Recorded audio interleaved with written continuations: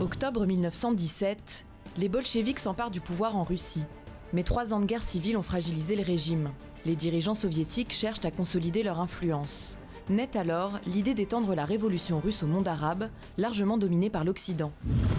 Septembre 1920, le premier congrès des peuples d'Orient est organisé, c'est le congrès de Bakou, un sommet qui rassemble près de 2000 délégués, tous originaires de différents pays du Moyen-Orient. Une première tentative pour condamner l'impérialisme occidental et exprimer la fraternité entre marxisme et islam. Lénine, alors au pouvoir, est persuadé que les peuples colonisés doivent avoir un rôle dans le renversement des capitalismes. Mais le mouvement communiste échoue dans l'ensemble des pays musulmans, avant tout attaché à la notion de révolution nationale, seule susceptible de garantir leur émancipation. Un échec également attribué à une incompatibilité entre islam et marxisme.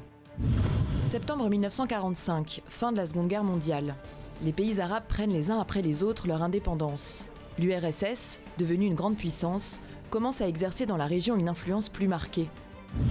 1947, début de la guerre froide. De grands axes aux idéologies opposées se forment, les États-Unis et l'URSS. Ils s'affrontent de manière indirecte.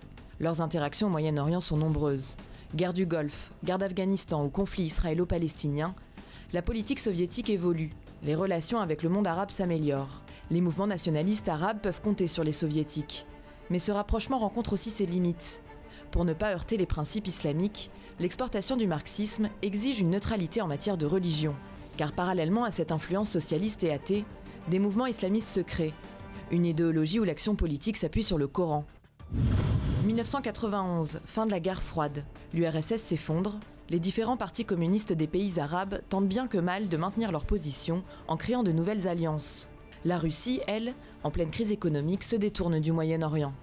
Dans le vide idéologique laissé après un demi-siècle d'influence, s'engouffrent de nouvelles idées.